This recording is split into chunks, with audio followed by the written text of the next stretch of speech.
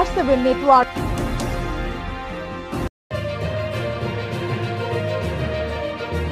আর আপনারা দেখছেন R7 বাংলা, বাংলার কথা বাঙালির মুখে।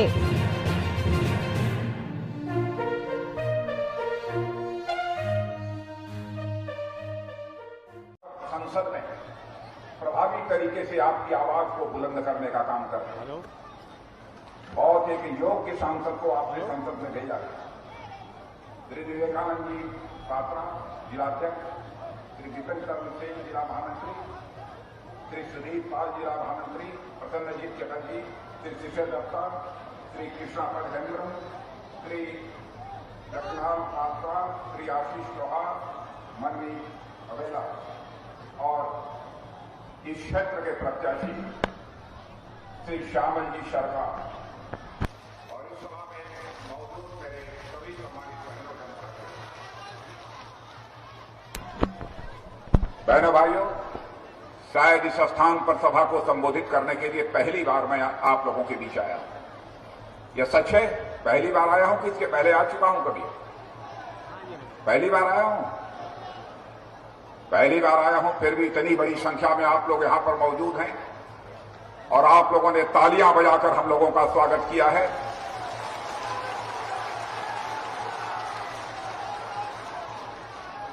इसलिए एक बार मैं भी अपनी तरफ से शीश झुकाकर आप सभी बहनों भाइयों का हार्दिक अभिनंदन करता हूं। आप सभी का मैं स्वागत करता हूं। बहनों भाइयों, आज मैं दिल से एक बात कहने के लिए आपके बीच आया हूं और हमारे दिल की यह बात है कि मेरे बहनों भाइयों, बंगाल को बचा लो, बंगाल को बचा लो। चाहे यहां पर वामपंथियों की सरकार रही हो, चाहे यहां पर टीएमसी की सरकार हो, बंगाल को लगातार इन दोनों सरकारों ने बर्बाद किया है। बंगाल में हालात दिनों दिन बदतर होते चले गए। जिस बंगाल में चैतन्य महाप्रभु पैदा हुए, जिस बंगाल में महर्षि अरविंद पैदा हुए, जिस धरती पर स्वामी विवेकानंद पैदा हुए, रामकृष्ण परमहंस जैसी हस्तियां पैदा हुई, और जिस धरती पर रविंद्रनाथ ठाकुर जैसे महाकवि पैदा हुए, और इतना ही नहीं, यह एक ऐसी धरती है यहां पर रविंद्र संगीत दिखाई देता है, रविंद्र संगीत सुनाई देता है, तो यहीं पर चैतन्य महाप्रभु का कीर्तन भी सुनाई देता है और स्वामी विवेकानंद का संदेश भी सुनाई देता है। यह ऐसी महान धरती है। इस धरती को मैं शीश झुकाकर प्रणाम करता हूं।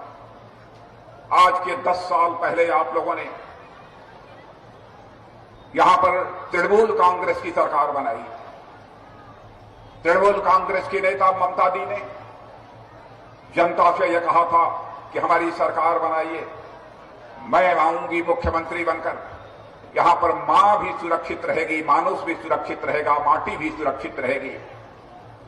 लेकिन 10 वर्षों में ममता दीदी ने ऐसे हालात पैदा कर दिए कि बहनों भाइयों, न तो यहां पर मां सुरक्षित है, न मानुष सुरक्षित है, न माटी सुरक्षित है।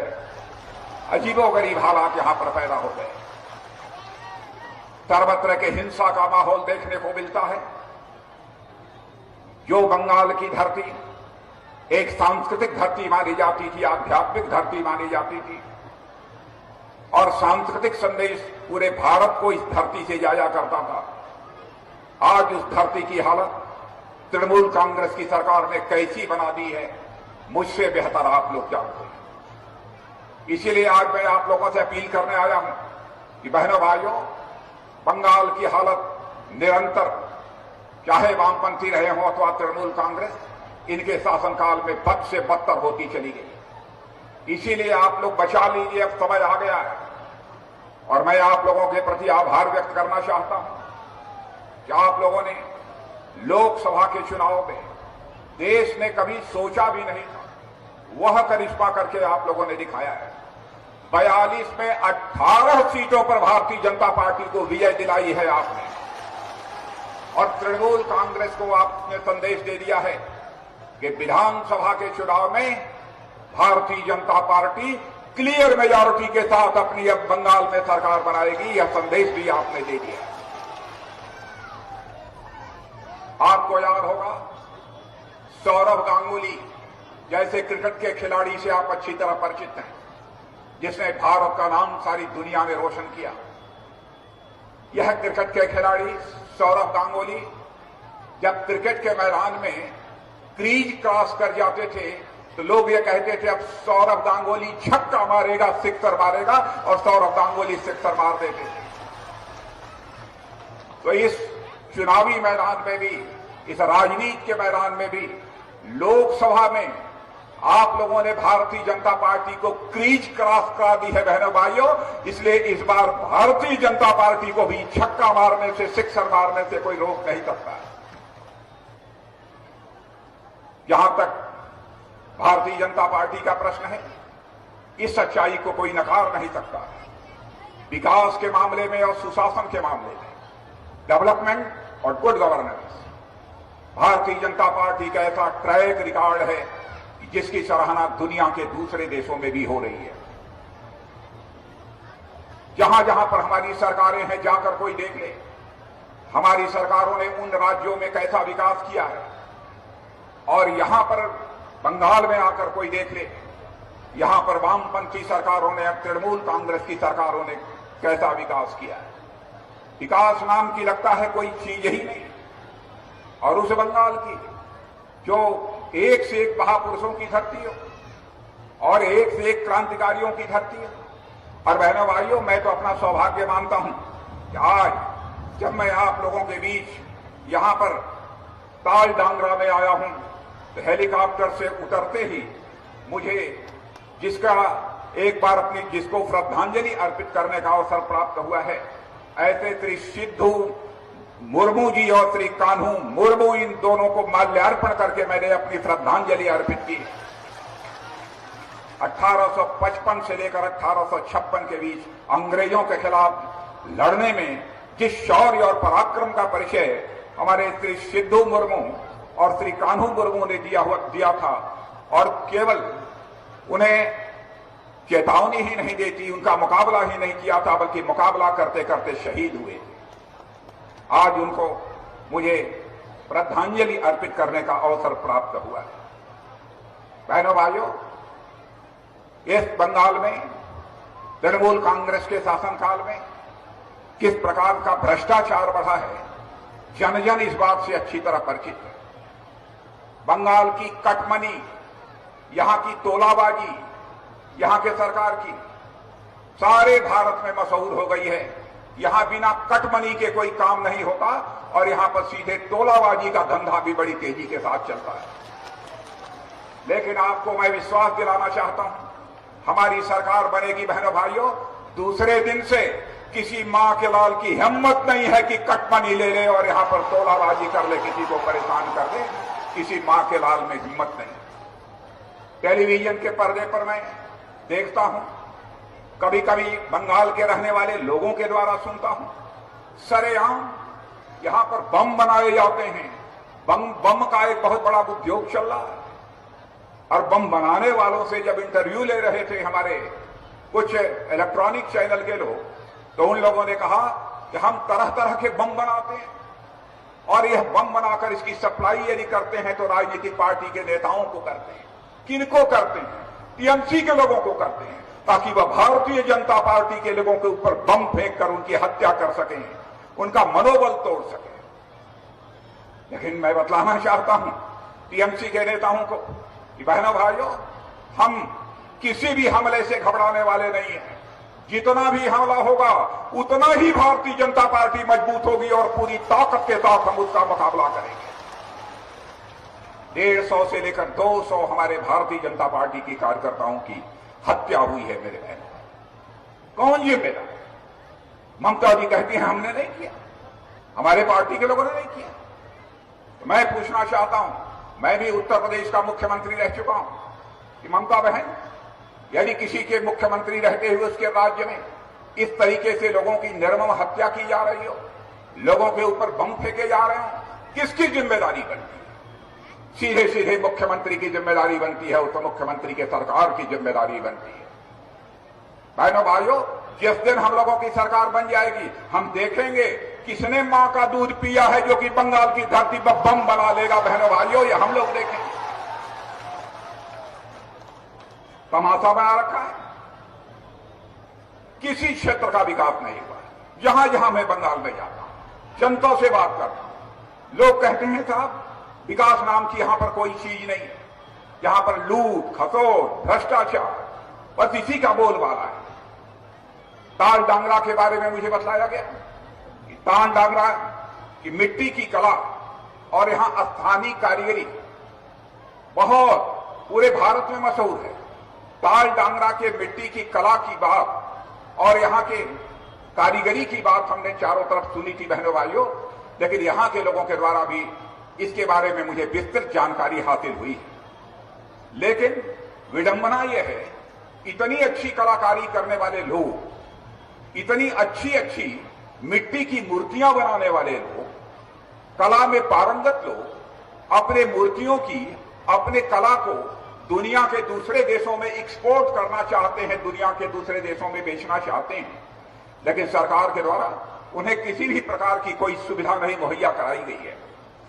यहां मिट्टी के द्वारा कलाकारी करने वाले और स्थानीय जो कारीगर हैं उनको मैं आश्वस्त करना चाहता हूं, हमारी यदि सरकार यहां पर बनेगी मेरे बहनों भाइयों, तो यहां पर जो भी आप चीजें तैयार करते हैं अपनी कलाकारी की क्षमता के द्वारा, ऐसी चीजों को दुनिया के दूसरे देशों में एक्सपोर्ट करने के लिए भी आपको हर प्रकार की सुविधा हम मुहैया कराएंगे।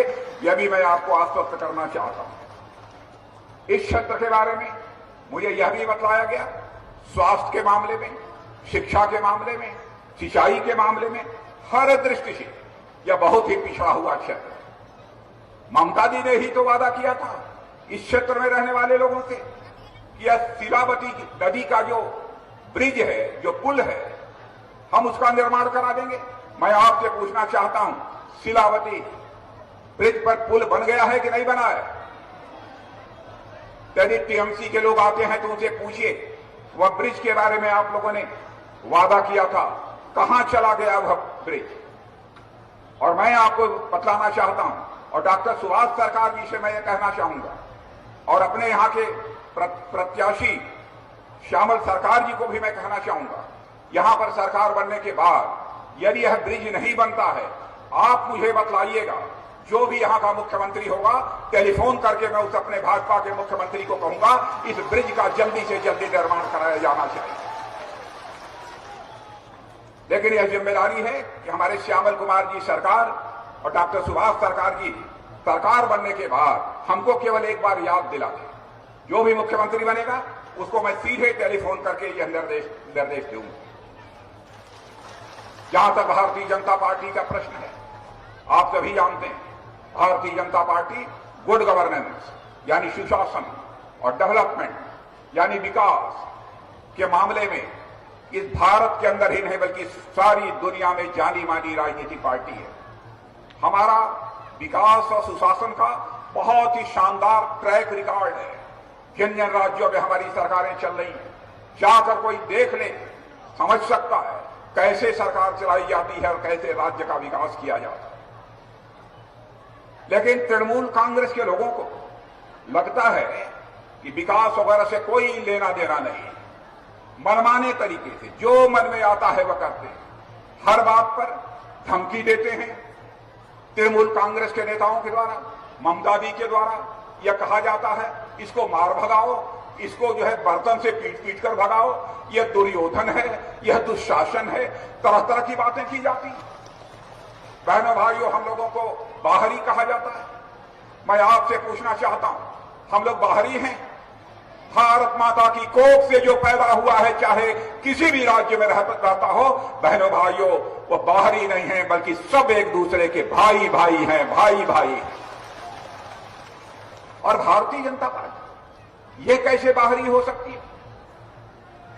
भारतीय जनसंघ की स्थापना जब हुई थी तो इसी बंगाल की माता की कोख से पैदा हुए डॉक्टर श्यामा प्रसाद मुखर्जी ने ही हमारे भारतीय जनसंघ की स्थापना की। वही भारतीय जनसंघ आज जाकर भारतीय जनता पार्टी बनी है। हमारे सचमुच बनाने वाले इस पार्टी को डॉक्टर श्यामा प्रसाद मुखर्जी हैं, जो कि बंगाल की धरती पर पैदा हुए, बंगाली मां की कोख से पैदा हुए, तो अब भाजपा कैसे कभी बाहरी हो सकती है? लेकिन जनता की आंखों में धूल झोंकने के लिए बराबर टीएमसी के नेताओं के द्वारा अनाप शनाप इसी तरह के प्रचार किए जाते हैं। और डॉक्टर श्यामा प्रसाद मुखर्जी ने, मेरे बहनों भाइयों, जिस राजनीतिक पार्टी भारतीय जनता पार्टी को बनाया है, आज वह राजनीतिक पार्टी भाजपा हिंदुस्तान की सबसे बड़ी राजनीतिक पार्टी बन गई है और सारी दुनिया की सबसे बड़ी राजनीतिक पार्टी बन गई है। और उस भारतीय जनता पार्टी के लोग कहा जाता है कि बाहरी है। बहनों भाइयों, इसका कोई जवाब दे सकता है तो इस चुनाव में हमारी बंगाल की जनता ही इसका दो टूक जवाब उनको दे सकती है। कुछ भी हो जाए, हर चीज में दोष यदि देती है ममता दी, तो केवल मोदी जी को दोष देती है। बंगला में एक कहावत है, जातो दोष नंदी घोष, जातो दोष नंदी घोष, यानी हमारे मोदी जी को के ऊपर सारा आरोप डालने की कोशिश करती हैं, यानी मोदी जी को नंदी घोष जो है बनाने पर तुली हुई है। लेकिन ममता जी, मैं बताना चाहता हूं, अब हमारे देश की जनता राजनीतिक दृष्टि से काफी जागरूक हो चुकी है। मोदी जी को कभी नंदी घोष नहीं मानेगी, नंदी घोष मानेगी तो आपको नंदी घोष मानेगी, मोदी जी को कभी नंदी घोष नहीं मान सकती। और इतना ही नहीं, मेरे बहनों भाइयों, सारा हिंदुस्तान कितनी तेजी के साथ आगे बढ़ रहा है कि दुनिया के दूसरे देशों के लोग भी कहते हैं कि भारत अब कमजोर भारत नहीं रह गया है, बल्कि भारत अब दुनिया का एक ताकतवर देश बन गया है, ताकतवर देश बन गया है। सारी दुनिया इस सच्चाई को मानती है। आप लोगों ने देखा होगा, आज के कुछ ही महीने पहले भारत और चीन दोनों की सेनाओं के बीच स्टैंड ऑफ हुआ था। उधर से चीन की सेना, इधर से भारत की सेना, आंख से आंख मिलाकर चीन को जवाब देने का काम हमारी भारत की सेना कर रही थी बहनों। और बाद में बातचीत से जो मामला सुलझा है, उससे भारत की प्रतिष्ठा सारी दुनिया में बढ़ी है। और मैं तो कहना चाहता हूं, इसका श्रेय यदि किसी को दिया जाना चाहिए तो हमारे देश के बहादुर सेना के जवानों को दिया जाना चाहिए। उन्होंने भारतवासियों के मस्तक को झुकने नहीं दिया। जो भी दुनिया का ताकतवर देश अमेरिका, उसके नए राष्ट्रपति बने हैं। नए राष्ट्रपति भी भारत की, जब इस बार क्वाड बोलते हैं, 4 देश हैं उसमें, भारत है, जापान है, ऑस्ट्रेलिया है, अमेरिका है, एक मीटिंग हो रही। मोदी जी को उन्होंने कहा कि मोदी जी, आपका भारत दिनों दिन ताकतवर हो रहा है। यह बात किसी और ने नहीं कही थी, दुनिया का जो सबसे ताकतवर देश माना जाता है, उस अमेरिका के राष्ट्रपति जो बाइडेन ने कही थी बहनों भाई। आज उस भारतीय जनता पार्टी को टीएमसी यह लांछित करने की कोशिश करती है। भारतीय जनता पार्टी के ऊपर वह उंगली उठाते हैं। क्या आपने कभी सोचा था इस देश में ऐसा भी कोई प्रधानमंत्री आएगा जो यह संकल्प लेगा कि 2022 समाप्त होते होते हिंदुस्तान में हम ऐसे हालात पैदा कर देंगे, एक भी परिवार शेष नहीं बचेगा जिस परिवार को अपना सिर ढकने के लिए पक्का मकान न मुहैया हो जाए, ऐसा एक भी परिवार शेष नहीं बचेगा। बंगाल में प्रधानमंत्री आवास योजना को प्रभावी तरीके से ममता दी ने लागू नहीं होने दिया बहनों। और मैं आपको बतला कर जाना चाहता हूं, हो सकता है 2022 के अलावा बंगाल में कुछ और समय लग जाए, क्योंकि नई नई सरकार बनेगी, लेकिन हम बंगाल में ऐसे हालात पैदा करेंगे, एक व्यक्ति भी शेष न बचे जिसके पास अपना पक्का मकान न हो, ऐसा एक व्यक्ति भी शेष न बचे। क्या कभी आपने सोचा था ऐसा भी प्रधानमंत्री आएगा जो घर घर में शौचालय बनाएगा, गरीब माताओं बहनों की इज्जत और असमत की वह चिंता करेगा? सारे देश भर में घर घर में शौचालय 10-15 करोड़ से ज्यादा की संख्या में बनाए जा चुके हैं, लेकिन बंगाल में जितनी तेजी के साथ काम होना चाहिए था, बंगाल में उतनी तेजी के साथ काम नहीं हुआ। प्रधानमंत्री किसान सम्मान निधि देश भर के किसानों को 2 साल से लगातार हर साल किसानों के खाते में हम 6-6 हजार रुपया डालते आ रहे हैं। 6-6 हजार रुपया हर साल देश भर के किसानों के खाते में डालते हैं। हमारे प्रधानमंत्री ने कहा, ममता दी, बंगाल के किसानों का भी नाम भेज दीजिए, उनकी लिस्ट भेज दीजिए, ताकि हम बंगाल के किसानों के खाते में भी हम कुछ पैसा डाल सकें, 6-6 हजार रुपया डाल सकें। बहनों भाइयों, 12,000 रुपया देश भर के किसानों के खाते में चला गया, लेकिन हमारे बंगाल के किसान भाइयों के खाते में ममता दीदी के कारण नहीं जा पाया। मैं आज आपको भरोसा दिलाने के लिए आया, हमारी सरकार बन जाएगी। 2 महीने के अंदर लिस्ट तैयार करके हर किसान परिवार के खाते में 18,000 रुपया डालेंगे। 12,000 पहले का और 6,000 आगे आने वाले वर्ष का।